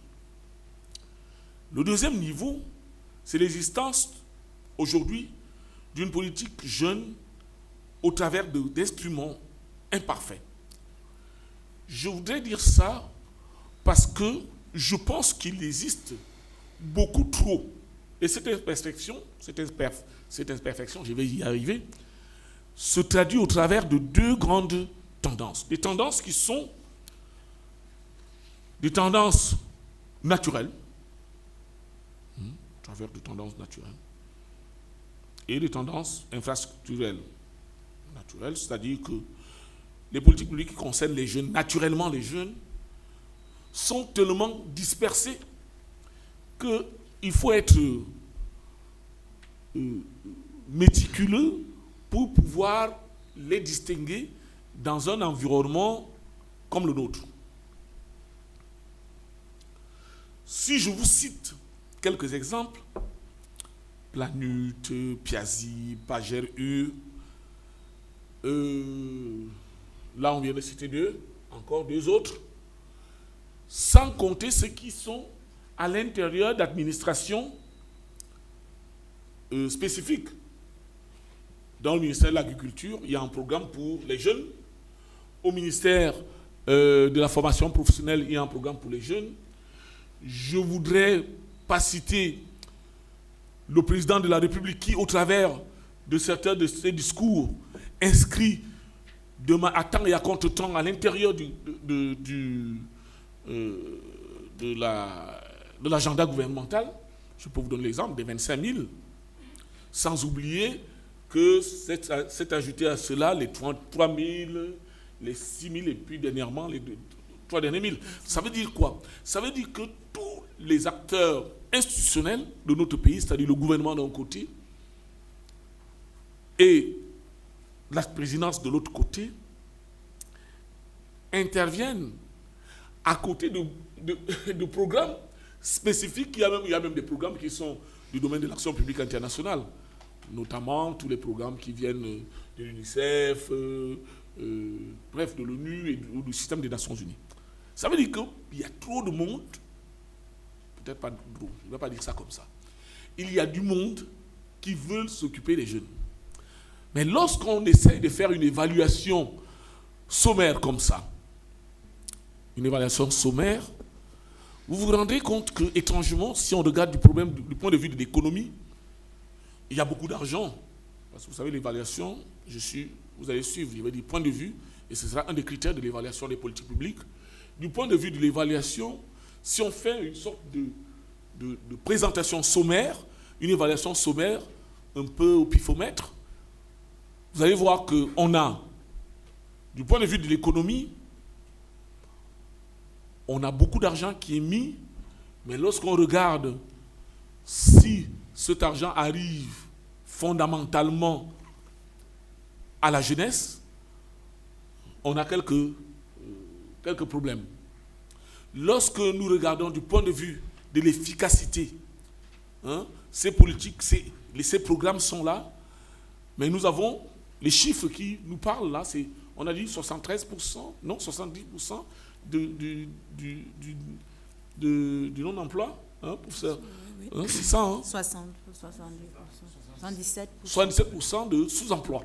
Ça veut dire qu'on a, alors que je vous ai cité une panoplie, une litanie de projets, de programmes qui sont faits, mais sur le plan de l'efficacité, on a 77% qui sont dans le sous-emploi. Si nous regardons sur le truc de l'efficience, c'est-à-dire si nous regardons le ratio entre la manière dont cet argent est donné et la manière dont on arrive à trouver, toujours on a quelques problèmes, encore des chiffres qui viennent d'être dits. Si nous regardons au niveau de la pertinence, oui, si nous regardons ces projets au niveau de la pertinence, on va se rendre compte que les programmes et projets existent, mais leur manière de pouvoir réduire les poches de résistance que sont la pauvreté des jeunes et leur vulnérabilité sociale sont complètement limites. Maintenant, si je finis par un des critères que nous avons été permis de mettre en place aujourd'hui, qui a été accepté par l'Intosai, parce que nous avons fait un plaidoyer épistémique et épistémologique pour qu'on puisse le mettre, c'est celui de la durabilité. Si nous regardons la durabilité de tous ces programmes, notamment la manière dont la responsabilité des personnes qui mettent en place ces programmes, la responsabilité individuelle des personnes qui mettent en place ces programmes. Si nous regardons cette responsabilité, on va voir qu'elle pose plein de problèmes parce que personne ne dit à ces gens, vous n'avez pas réussi votre travail parce que nous avons des chiffres qui, aujourd'hui, parlent contre vous. Personne. Personne. Mais si nous regardons maintenant, parce qu'il faut savoir que la durabilité a deux choses. Ce qu'on appelle l'imputabilité, la comptabilité, c'est-à-dire la responsabilité lorsqu'on agit, votre responsabilité, parce que quand vous agissez, vous entamez votre responsabilité, notamment quand vous avez les deniers publics, vous entamez notre responsabilité, ça je viens d'en parler. Mais vous avez une autre partie de la responsabilité de la durabilité qui concerne les questions de l'universalité des visées. Les programmes jeunes ont une universalité des visées, tous les programmes qui concernent la jeunesse ont une universalité des visées, c'est que les jeunes puissent être dans un bien-être parfait à l'intérieur de notre territoire. Ça veut dire quoi? Ça veut dire que si dans l'histoire de ce qui va arriver, dans l'histoire des gens qui viendront après nous, il faut que ces gens puissent dire, nous avons vu que pendant la période 2010, 2020, 2030, le programme national de développement qui était le SND avait permis que la jeunesse puisse être moins vulnérable socialement.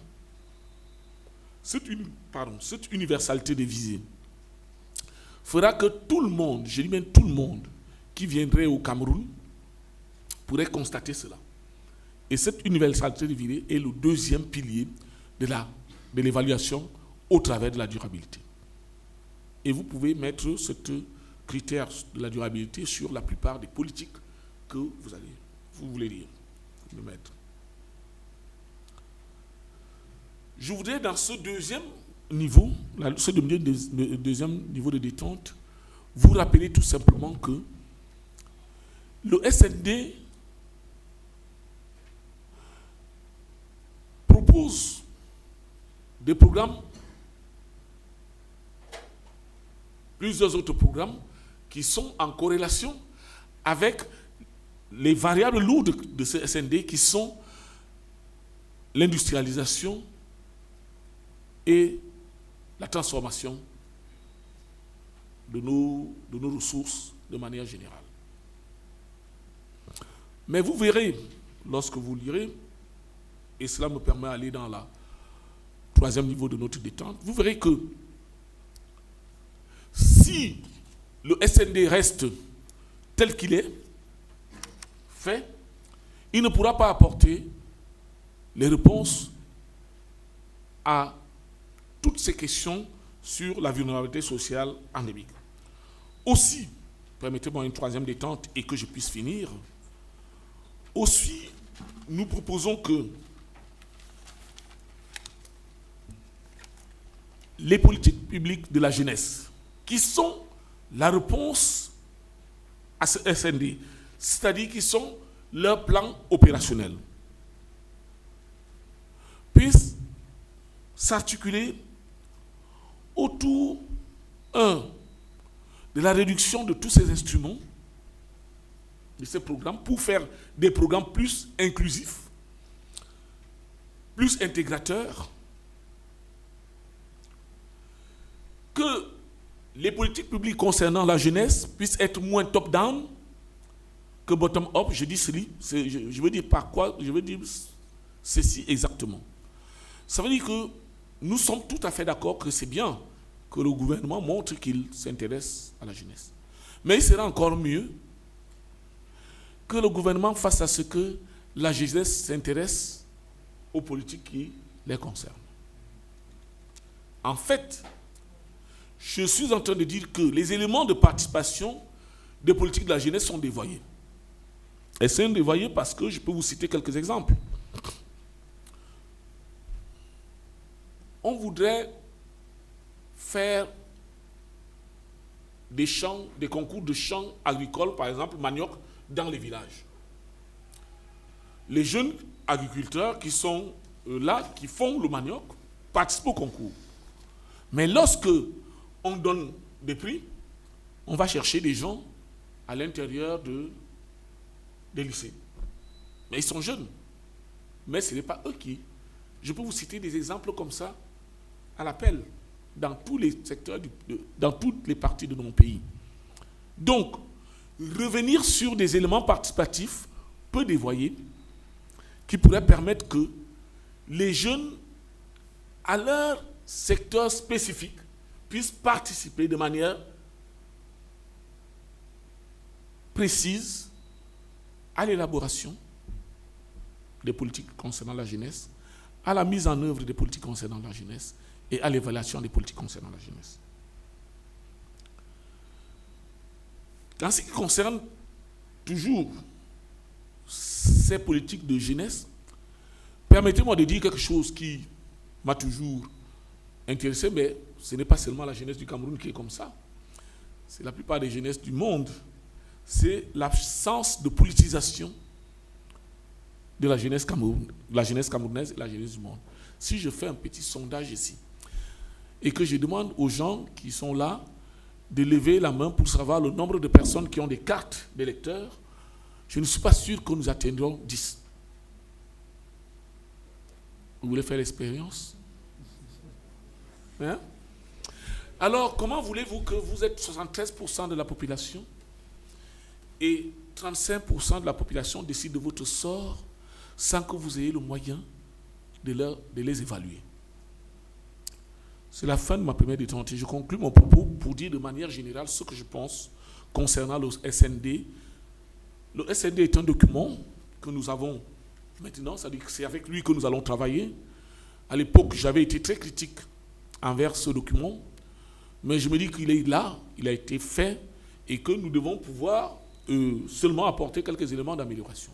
Nous souhaitons que ce SND puisse être accompagné d'un document de politique sectorielle, secteur par secteur, qu'on donne un document secteur par secteur, sous des plans on peut donner des noms, livre blanc, livre vert sur la politique de la jeunesse, livre blanc sur la politique industrielle et de transformation, livre blanc sur l'innovation et la recherche, livre blanc sur l'enseignement supérieur, qui seront des politiques sectorielles bien définies qu'on va ajouter à ce document et qui pourront à ce moment-là faire l'objet, comme les plans quinquennaux étaient à l'époque. Nous avons la chance d'avoir lu tous ces plans, seront ainsi un texte, une loi cadre des 10 prochaines années de notre pays. Parce que si nous gardons ce document comme ceci, il sera, je vous remercie, un vœu pieux de votre aimable attention. Docteur Elono. Alors, Docteur Elono dit que la SND 30 est un document bien élaboré à 80%. C'est-à-dire qu'il a fait le tour des préoccupations qui doivent nous mener vers le développement à l'horizon 2035. Seulement, il relève un certain nombre de limites qui pourront, de son point de vue, n'est-ce pas, entraver l'atteinte de cet objectif. Parmi ces limites, il y a l'approche par trop institutionnelle de ce qu'il a appelé l'approche top-down, n'est-ce pas, du développement, qui laisse sur le bas-côté, si je ne m'abuse, une bonne partie de la jeunesse, sinon toute la jeunesse. Mais dans son propos, Dr Elono tense la jeunesse, tense davantage cette jeunesse qui se met en marge de la société et qui ne participe pas assez, n'est-ce pas, aux activités de la nation, qui commence par la politisation. Être politisé ne veut pas dire être opposant. Nous bavardons beaucoup sur les réseaux sociaux, mais être politisé, c'est aussi avoir sa carte de lecteur, lire la SND, choisir là-dedans un secteur qui nous intéresse. Et donc, Docteur Elono, qui devait nous entretenir sur les ressorts de la participation des jeunes à la SND, fait ressortir que l'évaluation des politiques publiques, tout au moins des programmes qui étaient déjà inscrits dans le DSE, a révélé un manque de suivi dans la durabilité parce que la plupart de ces programmes n'ont pas atteint leurs objectifs. Pour ne pas que ce soit un vœu pieux, il invite les administrations et dont l'administration phare à élaborer des livres blancs ou de programmes sectoriels qui préciseraient, n'est-ce pas, la participation ou les programmes précis sur des secteurs d'activité et invite les jeunes à s'impliquer davantage, à s'intéresser eux-mêmes, n'est-ce pas, à la marche de la nation. Et je vous prie d'acclamer pour une autre fois le docteur Elono pour cette prestation. Nous allons prendre une pause après avoir écouté ces deux brillants orateurs avec le groupe Groove Bantu qui a 5 minutes pour nous égayer un peu.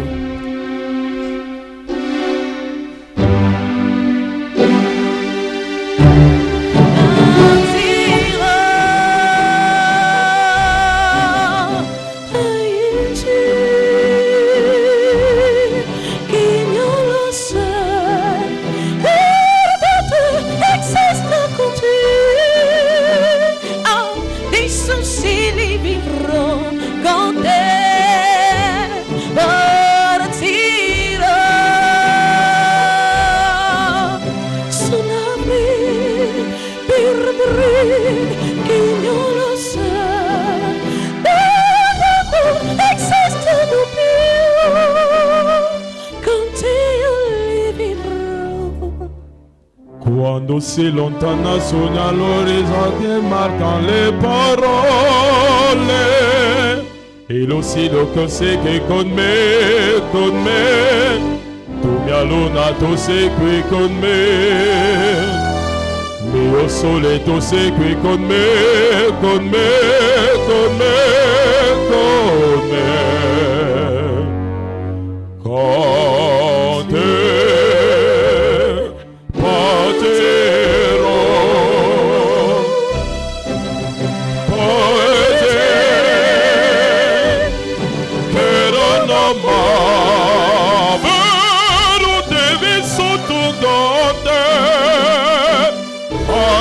Se deve con te, Patero, sonari per mare, e io lo so, no, e stanno più, con te io le vivrò, con te.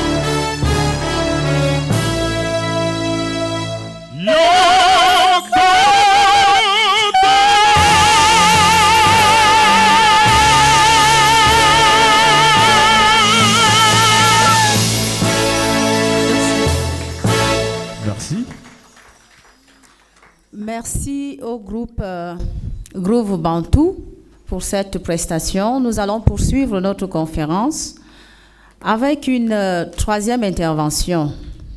Cette intervention, je voudrais l'a situé dans le sillage, n'est-ce pas, de l'appel ou de la réponse à l'appel du chef de l'État qui demandait de faire de l'émergence une cause nationale qui mobilise l'ensemble de nos concitoyens. Il y a ici un jeune qui n'a pas attendu ces appels et qui s'est offert, n'est-ce pas, qui s'est inscrit dans la logique gouvernementale d'apporter sa pierre à l'édifice. Nous n'avons pas, en tout cas, les deux orateurs n'ont pas beaucoup évoqué la question de l'entrepreneuriat jeune.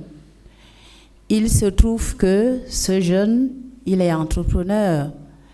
Il est diplômé d'abord, donc bien formé, avec 2 masters, un master en communication événementielle, un autre en management des institutions publiques obtenu à l'ISMP. Il est le promoteur des événements du Salon de l'Action gouvernementale et du Forum des investisseurs. Il va partager avec vous, avec nous, son expérience, ce qui l'a amené à s'engager, n'est-ce pas, dans cette voie-là, et quelles sont les attitudes à adopter pour résister, parce que vous l'imaginez, le chemin n'est pas facile. Je vous prie d'ovationner M. Asiga et Yene Patrice. Merci, Madame Ga, de me passer la parole une seconde fois. Et à monsieur, je vous remercie également. Alors, je ne vais pas me lancer dans des concepts assez compliqués. Nous avons 2 enseignants qui nous ont déjà présenté la stratégie nationale de développement et puis un expert en politique publique. Et c'était encore plus intéressant parce que je suis davantage passionné par les politiques publiques depuis mon passage à l'Institut supérieur de management public. Eh bien, ma communication sera orientée en 2 parties. Première partie, justement, pour partager mon expérience avec vous, mon expérience en tant que jeune entrepreneur. Et puis, ma deuxième partie, forcément, je vais dire quelque chose, peut-être un plaidoyer sur la stratégie nationale de développement. Eh bien, comme Mme Gala l'a présenté, je suis d'abord diplômé en communication événementielle et publicitaire, dans un master de l'Université de Douala. Et puis, par la suite, mon administration, parce que je suis également cadre dans une entreprise parapublique de la place, m'a envoyé à l'Institut supérieur de management public pour justement apprendre, en tout cas, apprendre le management public. La spécialité, c'était management des organisations publiques. Donc, j'ai également obtenu un Master 2. Alors, l'aventure commence en 2010. En 2009, je crois bien, j'étais en 2e année communication des organisations et relations publiques. Et puis, j'ai une idée. À l'époque, la CONAC vraiment faisait bouger les lignes. La CONAC, il y avait beaucoup de communication autour de la lutte contre la corruption au Cameroun. Et j'étais passionné de voir une administration non marchande qui communique autant. J'ai approfondi mes recherches. Et je décide, dans un premier temps, de créer un forum où nous aurons des cellules de lutte contre la corruption au sein de tous les départements ministériels qui se retrouvent pour parler justement des actions qui sont menées au sein de ces administrations. Je mûris la réflexion et puis je parviens quand même à l'idée que c'est bien la corruption, mais je crois que ça peut rentrer dans ce qu'on peut appeler l'action du gouvernement. Donc, on finit donc par décliner le projet en salon de l'action gouvernementale. Et immédiatement, j'ai, disons, l'idée de me rapprocher du Premier ministre chef du gouvernement. J'écris, le Premier ministre chef du gouvernement renvoie la demande au ministère de la Communication qui marque son accord sans m'appeler pour me dire « Monsieur Asiga, qu'est-ce que vous voulez faire ?» Et quelques semaines après, je suis appelé au ministère de la Communication. On me remet justement cette correspondance pour me dire le gouvernement est d'accord, veut vous accompagner dans le cadre de la mise en place de ce projet. Je crois 2 semaines avant la tenue de la première édition, je rencontre le ministre Issa Chiroma Bakari. Premièrement, qui est surpris de voir un jeune. il n'en revient pas, il se demande si je vais pouvoir le faire. Puis je lui ai dit, monsieur le ministre, la volonté est là, mais je crois que votre présence va davantage nous galvaniser. Je m'arrête là pour premièrement dire merci à M. Issa Chiroma Bakari. Ce n'était pas dans cette salle, la première édition du Salon de l'Action gouvernementale, c'était plutôt dans la salle de presse. C'est une salle de 70 places et le ministre de la Communication, Issa Chiroma Bakari, était là lors de la toute première édition. Il pouvait arriver, comme d'autres ministres, arriver dans une salle où trouver 4 ou 5 personnes parce que vous ne voulez pas que les caméras montrent l'image d'une salle vide, vous décidez de partir. Le ministre Chiroma est resté. Il a lancé la toute première édition du Salon de l'Action gouvernementale.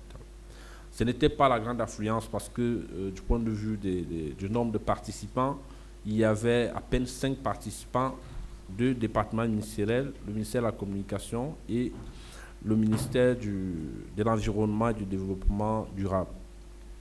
Vous voyez, ça commence timidement.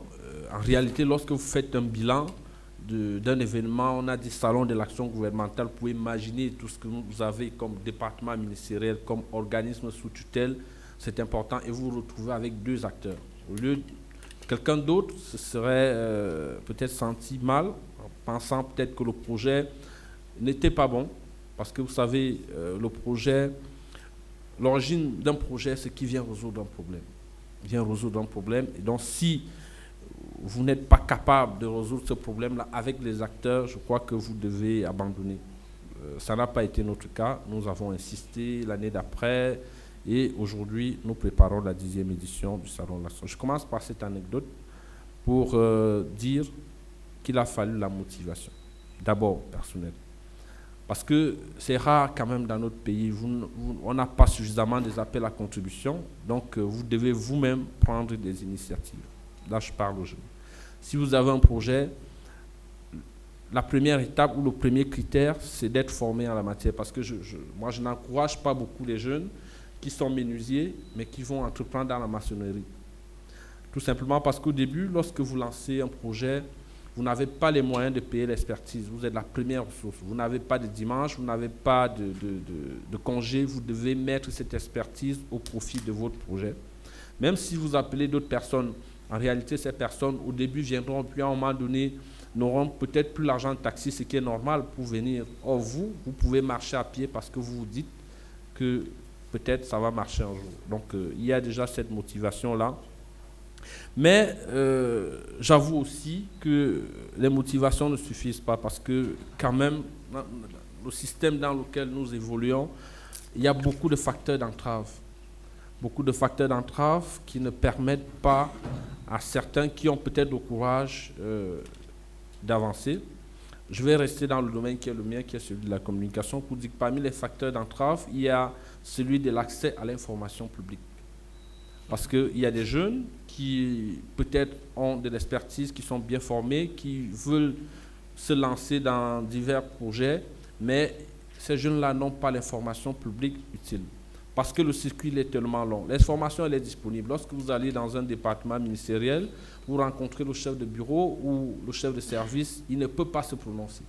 Il va vous renvoyer vers son directeur. Le directeur, lui, il ne peut pas parler sans le SG. Le SG va vous dire, non, ça devient une affaire politique. Si je me prononce, il faut que le ministre donne l'information. Et les journalistes qui sont dans la salle savent bien que l'information est une denrée périssable. Donc, il y a un délai, il faut rapidement l'avoir pour vite agir. Donc, c'est un problème parmi les facteurs d'entrave. Et il y a aussi le manque de confiance. On se dit, les jeunes qui sortent des écoles ont des idées. Est-ce qu'on peut leur faire confiance? On ne fait pas véritablement confiance aux jeunes. Et c'est un problème. Aujourd'hui, nous parlons de la stratégie nationale de développement qui s'inscrit dans la prospective. Je suis content d'écouter le professeur, le docteur qui vous disent que ce document, en réalité, c'est un document pour les jeunes. Quand on dit prospective, c'est le Cameroun de demain. Le Cameroun de demain, comment nous le voyons? Et c'est vous, il s'agit de vous. C'est vrai que le document, il est là, il est prêt. Maintenant, il faut qu'on rentre dans ce document-là, dans tel domaine pour se dire, nos ingénieurs de Polytechnique, qui sont dans la salle, je les salue, que nos ingénieurs, nos jeunes ingénieurs puissent rentrer dans ce document pour se dire, qu'est-ce qu'on peut proposer qui rentre dans ce que le gouvernement a prévu. Parce que, voyez-vous, même lorsque vous demandez des projets, en tout cas les financements, au sein de certains départements ministériels, ils ont ce qu'on appelle des lignes. le professeur Fauting a listé, disons, les domaines clés ou les domaines d'intervention de la stratégie nationale de développement. Vous comprenez que vous devez monter des projets qui rentrent là, soit dans la gouvernance, soit dans l'emploi. Et là, c'est facile pour, par exemple, le MINEPAD, de se dire, oui, nous l'avons prévu dans le cadre de la stratégie nationale de développement et je crois que c'est plus facile de débloquer des fonds pour vous accompagner. Donc, il faut absolument que la jeunesse s'approprie ce document qui est leur document. Donc, quand je l'ai dit, je vais également dire qu'au-delà de ce qu'on peut appeler les facteurs d'entrave, il y a des facteurs d'activation. Les facteurs d'activation, tout à l'heure, je vous ai parlé de la motivation. Donc, pour moi, c'est un facteur essentiel, la motivation. Lorsque vous êtes motivé, quelles que soient les barrières que vous allez rencontrer, je crois que votre degré de motivation, votre ambition prendra toujours le dessus. Donc, il faut être motivé. Je ne voudrais pas rentrer dans tout ce qu'il faut, mais je crois que c'est l'essentiel et la formation à la base. Je me réjouis quand même, après avoir écouté la présentation succincte du professeur, parce qu'il faut avouer que c'est un document de plus de 300 pages, donc le résumé en 10 minutes, ce n'est pas vraiment un exercice facile, de retrouver quand même que parmi les socles de la stratégie nationale de développement que j'ai noté, il y a le développement endogène, pour revenir sur les jeunes, pour vous dire, il s'agit de vous. Il s'agit de vous et rien que de vous. Il s'agit de nous, il s'agit de la jeunesse, il s'agit des Camerounais. Donc c'est vous qui devez mettre en place cette stratégie, mettre en œuvre cette stratégie de développement et personne d'autre. Je suis d'accord, je suis d'ailleurs satisfait et j'espère que cela va se traduire par des actes. On nous a parlé du patriotisme économique et puis de la politique d'import-substitution, c'est-à-dire tout ce qu'on peut trouver au Cameroun, qu'on l'utilise et non prendre l'expertise qui vient d'ailleurs. J'espère que cela sera véritablement effectif parce que c'est un problème aussi pour des locaux, pour des jeunes qui veulent entreprendre. À un moment donné, on préfère l'expertise qui vient d'ailleurs et pourtant nous avons la même expertise sur place. Et il y a également un autre socle qui est celui du patriotisme économique. C'est important. Le Cameroun, aujourd'hui, nous aimons déjà tous notre pays et la stratégie nationale de développement nous parle du patriotisme économique. Donc, il va falloir qu'on consomme camerounais. Pour consommer camerounais, il faut que les Camerounais produisent eux-mêmes. Donc, nous devons entreprendre, absolument. On ne va pas rester dans le slogan patriotisme économique alors que nous ne produisons rien. Nous sommes tous dans les prestations de services, aller vendre, acheter des formats à gauche, aller vendre à droite, et tout, c'est pas intéressant. Donc, nous espérons que le gouvernement mettra véritablement cela en œuvre. Et je voudrais aussi terminer mon plaidoyer, en tout cas mon propos, par un plaidoyer, parce que c'est qu'il y a une autre phase, la phase des questions-réponses, un plaidoyer pour que le gouvernement, je ne sais pas si cela a été prévu, puisse intégrer les politiques de développement dans les programmes scolaires. Il faudrait qu'à partir du primaire, qu'on commence à parler du développement à nos enfants, à nos petits frères au lycée, et puis dans les grandes écoles. Cela s'est passé dans les pays en Asie. Quand vous voyez les Chinois, ils grandissent avec dans les écoles. À un moment donné, ce n'est plus nouveau parce qu'ils ont manipulé certains concepts. Il faudrait qu'il y ait donc cette synergie entre les administrations publiques au moment de l'élaboration. Disons que le cadre est là, nous avons les grands schémas au niveau de la mise en œuvre. Est-ce qu'à partir de la rentrée 2023, on peut décliner les programmes scolaires en intégrant les politiques publiques au niveau secondaire, tout simplement? Il va peut-être falloir revoir le langage parce qu'il est tellement technique, le langage. Donc, travailler avec les éducateurs pour qu'on puisse intégrer cela. Donc, je voudrais chuter par là. Dans un premier temps, peut-être s'il y aura des questions, je pourrais dire autre chose. Je vous remercie. Merci, M. Asiga, pour ce partage d'expérience. Vous l'avez suivi, les débuts n'ont pas été faciles. M. Asiga a dû s'armer, n'est-ce pas, de sa motivation et s'appuyer sur sa formation de base pour, n'est-ce pas, avancer dans le projet qui lui était cher et qui aujourd'hui est rendu à sa 10e édition. M. Asiga, à l'endroit des concepteurs et des acteurs qui mettent en œuvre, n'est-ce pas, les politiques de développement, a lancé un plaidoyer, et c'est lui d'intégrer les politiques publiques de développement dans les programmes scolaires afin que notre jeunesse, notre enfance s'habitue et s'approprie de ces problématiques dès le bas âge. Ainsi, elle pourra intégrer plus facilement, n'est-ce pas, les schèmes de développement.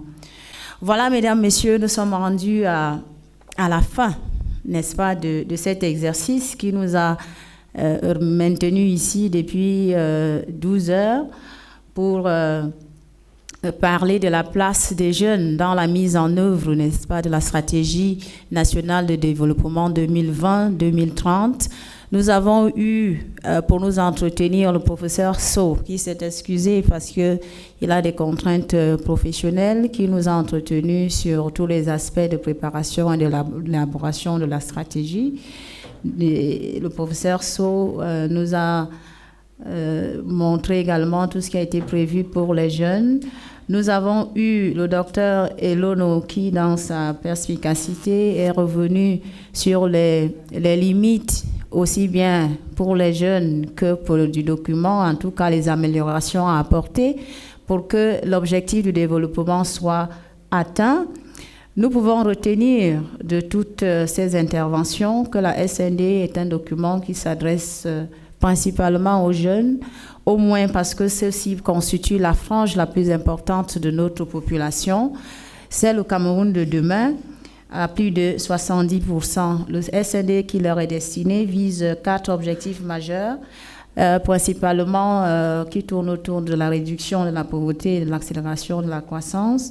Pour atteindre la réduction de la pauvreté, la SND s'appuie sur la décentralisation et le développement local qui sont les nouvelles orientations de la République pour ces derniers depuis la fin de l'année 2019 et la mise en place récente des régions. Le SND propose aussi un ensemble de réformes, notamment textuelles, en ce qui concerne le foncier, pour permettre à la jeunesse qui est plus ou moins oubliée, même si le MINCAF affirme qu'il n'y a pas de discrimination particulière à leur égard, mais la réforme des textes fonciers et n'est-ce pas, l'accès au logement, en tout cas des facilités de mobilité pour le travail en faveur de la jeunesse est nécessaire. Nous retenons ici que les experts ont dit que la promotion de l'emploi et l'insertion des jeunes, n'est-ce pas, dans les schémas de développement passe par la formation, par l'adéquation, formation, employabilité, ce qui revient à dire que chaque jeune formé doit pouvoir trouver un emploi et qu'on va passer, n'est-ce pas, plus à la technique, à la professionnalisation des enseignements que à la littérature, comme ce fut le cas par le passé. Nous retenons aussi ici que cela appelle la transformation, n'est-ce pas, de notre système éducatif, la transformation en profondeur. La SND prévoit également l'investissement des filières techniques et technologiques et il s'appuie, ou en tout cas elle s'appuie sur une quinzaine de plans prioritaires, dont certains orientés exclusivement vers les jeunes, à l'instar du plan Train My Generation et du plan STEAM. Parmi les ressorts qui peuvent soutenir la participation de la jeunesse à la SND 30, le docteur Elono a mis en lumière, n'est-ce pas, le fait que la SND est éminemment adressée aux jeunes. Il a parlé de la jeunesse en tant que variable lourde de la science politique, cette variable donc qui intéresse tous les États et dont le nôtre. parce que la jeunesse concentre à elle seule l'ensemble des vulnérabilités sociales qui font que les politiques de développement lui soient adressées. Il demande que l'idéal type par lequel on mesure le développement d'un État, c'est la jeunesse. Et donc, il lui également appelle à l'élaboration des textes qui faciliteraient donc la réduction, sinon l'extinction totale de toutes ces vulnérabilités. Dr Elono incite enfin la jeunesse à s'impliquer, à se lever pour exercer leurs droits civils et politiques, parce que, voyez-vous, le développement passe indubitablement par la politisation. Voilà, mesdames, messieurs, résumé, si je peux le dire, tout ce qui nous a maintenus ici depuis la matinée. Nous pensons avoir atteint, tout au moins, donné le minimum pour que ceux qui se sont déplacés ici et ceux qui vont nous suivre par ondes interposées puissent s'approprier, n'est-ce pas, le document de stratégie pour le développement à l'horizon 2030 et décider finalement de s'investir et de se lever. Je m'en vais remercier tous ceux qui ont fait le déplacement, notamment les étudiants de l'École nationale supérieure de Polytechnique. Je m'en vais remercier tous les journalistes qui ont couvert cette cérémonie. Je remercie les responsables des différents départements ministériels qui ont fait le déplacement. Je voudrais dire toute notre gratitude, n'est-ce pas, à nos intervenants qui ont pris toute leur journée pour venir édifier cette jeunesse qui finalement compte sur eux. Et enfin, remercier le SAGO qui s'investit jour après jour à la vulgarisation des politiques publiques gouvernementales. Sur ce, je vous remercie.